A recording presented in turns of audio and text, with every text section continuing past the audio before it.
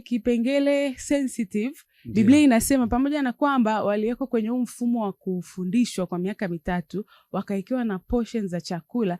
Biblia inasema kwenye huu mstari wa 8, Danieli aliazimu moyoni mwake kwamba hatajitia unajisi kwa chakula cha mfalme. Yesu walikuwa wanafundishwa na walikuwa wamewekewa portion ya chakula, lakini Danieli aliazimia kwamba hatajitia unajisi kwa chakula cha mfalme.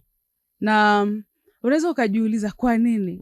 Chakula cha mfalme kilikuwa kizuri, ilikuwa divine nzuri ambayo inakuwa served kwenye king's table.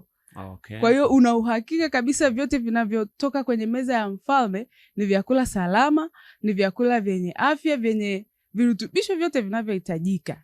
Lakini kwa nini Danieli aliazimia kwamba hatokula vile vyakula pamoja na wenzake? Ndio.